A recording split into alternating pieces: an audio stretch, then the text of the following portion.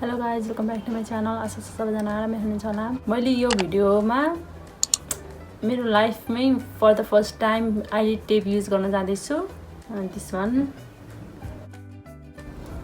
And this is made in Japan. यहाँ लेखेको पनि सबै जापानिज ल्याङ्ग्वेजमै लेखेको छ।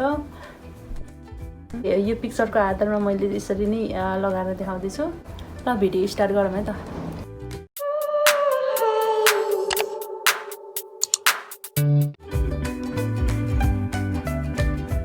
यस्तो खालको टेप छ अनि यो चम्मच जस्तो। यसको काम भनेको यो पिक्चरहरुमा के पनि छैन, यसको काम केही देखाएको छैन। यस्तो गर्ने होला सायद। म यो जुन यो लाइन देखेछ नि त्यही लाइनमा लगाएर विचार गर्छु एकचोटी। यस्तो लगाए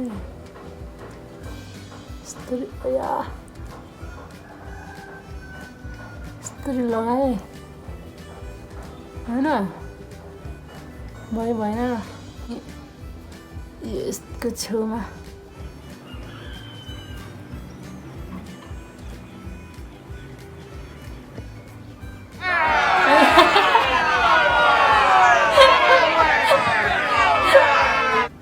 नो मेरो आइडियाले मिलेन कि क्या हो। यस्तो कहाँ हुन्छ, यो त भएन। फुटो हेर्छु त। ए अलि धेरै नै काटेछु, मैले त थोरै काटेछु कि छेउछेउको। यो भयो होइन, अलिक केयरफुल भएर काट्नु पर्यो, नत्र आँखाको परेला सरेला सबै काट्यो होला फेरि। Flop flop flop. म अर्को ट्राई गर्छु है। एउटा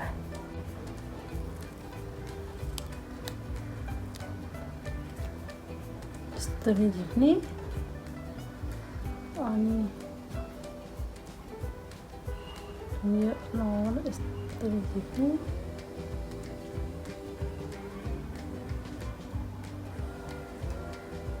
जुन यो पार्ट चाहिँ यसैलाई लगाउने। I am really trying hard है।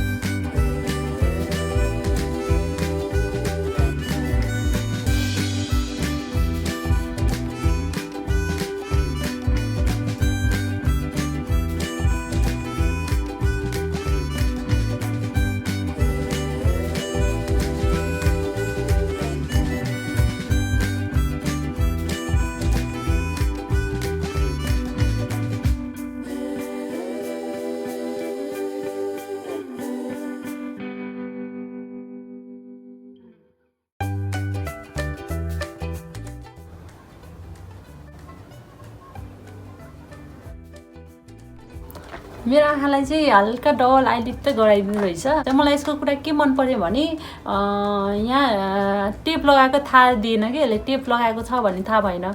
कुनैहरू त हुन्छ नि यस्तरी ट्याक्क टाँस्यो अनि फेरि मेकअप गर्यो अनि फेरि टक्क त्यो टेप देखिने खालको हुन्छ नि, यो त्यस्तो नरहेछ। यो चाहिँ यस्तो टेपहरू केही पनि देखेको छैन। एज यु क्यान सी त्यस्तो टेपहरू केही पनि देखेको छैन। अरूहरूको मोनोलिड आँखाको लागि चाहिँ यो झन् योभन्दा पनि राम्रो रिजल्ट आउन सक्छ होइन। तर मेरो चाहिँ एकदमै धेरै नै ग्याप छ कि यो उसमा, अनि त्यही कारणले चाहिँ यतिको चेन्ज पनि ठिकै लाग्यो। अब यो आँखालाई हल्का मेकअप पनि एकदम सिम्पलै गरेर देखाउँछु म।